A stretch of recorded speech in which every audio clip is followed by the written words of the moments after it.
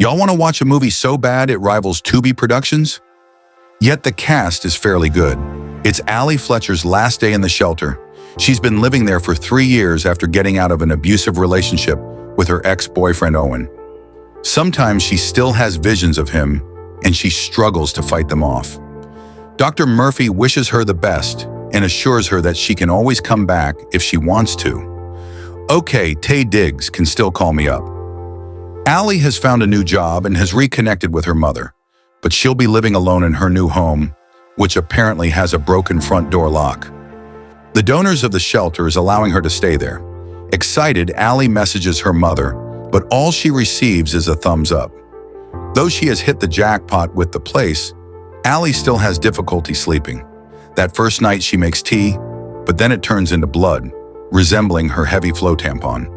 Then she sees Owen just outside her door, and when she tells this hallucination to Dr. Murphy, he tells her that healing takes time and that taking up a new hobby that doesn't involve watching Hoot on Love Island will help her get better. Allie works at a law firm. Her best friend Charlotte also works there as a divorce lawyer, representing the couple at the Coldplay concert that got caught cheating. Charlotte knows all about Allie's struggles, so she always checks on her to make sure she's all right. But another co-worker, white girl Jules, is quite insensitive about all of it. She always says the wrong things. There's an open position as a paralegal at the firm, and Allie wants to give it a try despite not having any experience at all. She asks Charlotte to submit her resume to the boss. Following the doctor's advice, anxious Allie decides to join a yoga class. The yoga instructor, Kara, is not only very welcoming, but is also fun. She holds on to Allie's arm and says there's no reason for her to be anxious. Oh, are these two Finn a scissor? Later that night, Allie finds herself staring at Kara's photos. Then she suddenly receives a threatening message. Right after that, she hallucinates again, this time with Owen in the room mocking her. Allie grabs a dildo ball to shut the image out. The next day, Charlotte notices how stressed she is. Allie tells her the scary message she received, and Charlotte thinks it might be Owen, but Allie refuses to believe that it's him. She doesn't want to give him power over her again.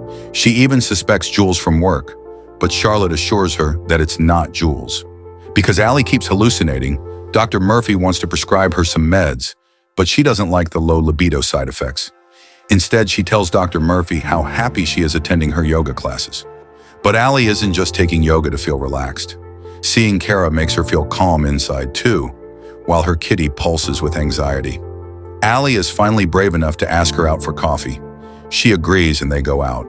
When Allie mentions a friend from the shelter, Danny, she can't say anything more. Kara senses Allie's reluctance, so she encourages her to talk about her past. Kara even shares her life story about how she nearly met Diddy just to make Allie feel comfortable. But Allie has her walls up. She's not ready to trust Kara just yet, even though Kara already sees her as a friend. When Allie babysits for Charlotte's son, she mentions Kara for the first time, and Charlotte wonders if they are doing bedroom yoga. But Allie says they're just friends. When they go out for coffee again, she's more comfortable around the yoga instructor. That day, she officially considers her a friend, but another cryptic text burst her bubble guts. It implies the person texting is watching her, and when she tries to call the number, it's already disconnected. Charlotte's boyfriend Daman is a police officer, and Charlotte wants to tell him about Allie's stalker, but Allie doesn't want to go to the police. Charlotte says Allie needs to start documenting everything and changing her locks. One day, Kara takes Allie to the park. For a while, Allie forgets all her problems, but as she starts to paint, she gets flashbacks of the abuse she suffered. Kara quickly tends to her, but as soon as Allie snaps back to reality, she flinches away from Kara's touch. Thinking of a way to stop the scary messages, Allie invites Charlotte to come over for dinner. She wants her to bring Daman too, hoping that the presence of a police officer might scare whoever is stalking her. Kara joins the group as per Allie's invitation, and she has brought a journal as a gift. Allie is surprised to see her full name written on the front page because there's no way she told Kara. But Kara says Allie signed her full name when she joined the yoga class. Allie introduces her friends to Kara, and Kara admits she was expecting it to be a girls' night. Was Kara expecting a threesome? Though the conversation begins smoothly, the tension rises as soon as Charlotte starts asking Kara where she's from. Kara answers, but refuses to divulge more information than that. Dahman then advises Allie to get a security system for the house and to get a gun. Kara butts in, saying there's no need for any of that. She tells Allie to just get her locks changed and her door fixed. This pisses off Charlotte because Kara doesn't know the situation. So Allie finally shares that she was in an abusive relationship. She adds that she stayed in a shelter for 3 years. She couldn't stay with her family because when her ex-boyfriend made her choose between him and her family, she picked his 9-inner. Kara says she's glad Allie got out when she did. But this response pisses Charlotte off, unsatisfied with Kara's lack of sympathy. Kara also discourages Allie from using any security system and warns her of possible hacking. But in the end, Allie decides she'll go with Dahman's advice. In private, Allie finally tells Charlotte off, saying Kara is her friend and Charlotte is overstepping her boundaries. Charlotte then admits that there's something off with Kara. She doesn't trust her and doesn't want her around Allie. The bestie always clocks it. Kara later says she thinks Charlotte has romantic feelings for Allie. Allie denies this. Not only is Charlotte her best friend, but she also has a boyfriend. Allie explains that Charlotte is only worried about her because of the threatening messages she's been receiving. To get Allie to share her story, Kara talks about her abusive ex. She says he was an addict and she stayed, hoping that one day he would change, but he didn't, and now he's dead. Now Allie feels that they understand each other on a deep, deep, deep level. Kara tries to kiss Allie, but Allie avoids it. Kara looks disappointed she ain't getting Kitty that night. Allie remembers what Dr. Murphy told her, that during these difficult times, it's important that she trusts her own instincts because trusting a new person takes time. But the doctor also tells her to enjoy Kara's company. So just a few days after, the two ladies take a station in the woods. Their bond has gotten stronger, especially now that they can openly talk about their traumatic past.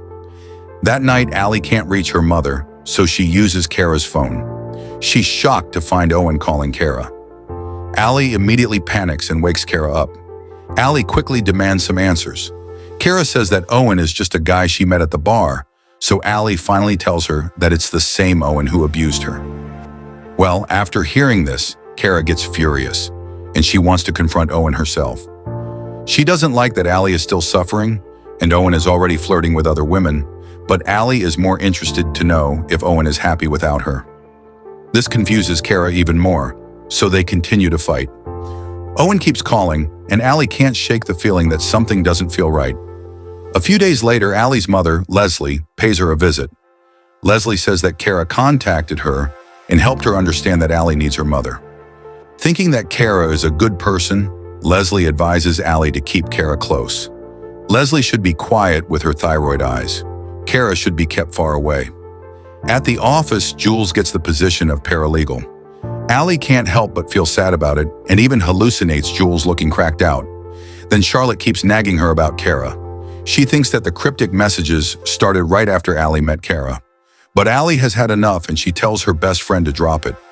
Just when Allie's suspicion of Jules gets stronger, she gets another message telling her she can't run from her past. When she returns home, she realizes Owen has followed her. Owen looking like a Tamu Michael Ealy.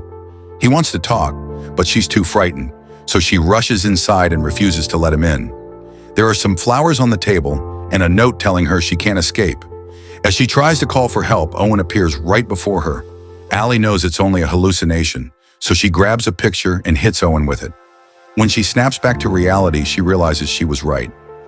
Kara comforts Allie, who is still in shock.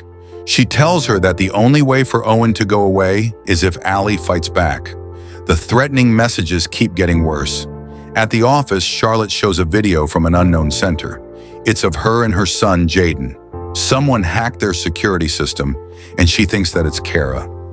Allie is so fed up with the accusations. She gets even angrier when she learns that Charlotte didn't submit her resume to the boss. To Charlotte's defense, she thinks that Allie is too stressed with everything to even handle the work of being a paralegal. But Allie gets offended, feeling like Charlotte is trying to control her.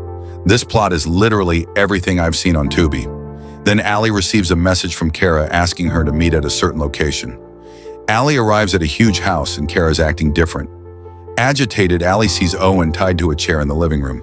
But it's not a hallucination. She confronts her friend, but Kara thinks it's what Allie wanted. Kara then takes a gun and tells Allie it's time to kill Owen. They can make it look like suicide afterwards. Kara is convinced that Allie will only find closure once Owen is dead. Unable to stomach it, Allie makes an excuse and hides in a room. She calls Charlotte for help, but it goes straight to voicemail. While looking for a weapon to use, Allie stumbles upon a wedding invitation for Kara and Owen. Allie confronts Kara and asks why she's doing all of this. Allie wonders if Owen is also beating her up. Instead, Kara admits it's been hell living with Owen, so she befriended Allie to know if it was worth staying with Owen. When she learns about Allie and her abuse, Kara knows she doesn't want to live like this in the long run. Kara learned about Allie's hallucinations from Danny, a friend who was staying in the same shelter where Allie lived. Allie is appalled that Kara manipulated her. Then Kara says that the only reason Owen visited Allie once was to tell her to leave Kara alone. This plot way too convoluted. Kara adds that Owen no longer cares about Allie. He is not the stalker. It's Kara. Whedon saw that twist a mile away.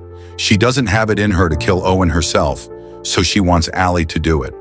While arguing, Owen wakes up and unties the rope, but he can't fully free himself. He tells Kara he loves her and begs her to let him go.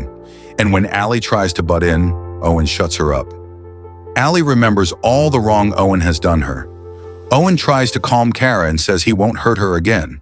The confrontation becomes more intense, and Kara shoots Owen. She's left shaken afterward, and Allie holds her close and calms her down. Allie then tells Kara they have to get rid of the body.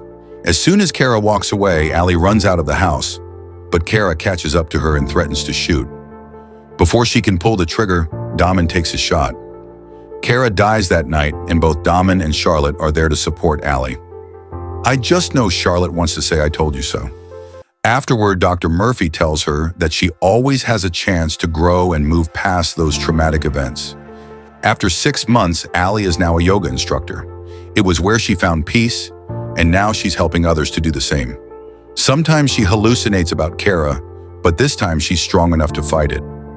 I like that the movie discusses abuse and trying to move past it and heal from trauma. However, this plot was not it. The acting was great, but I fear the idea could have been better. What did y'all think? Hey, if you like this video, make sure you subscribe now and turn on the notification because YouTube isn't recommending my videos. And if you like to watch more foolishness, click here or here.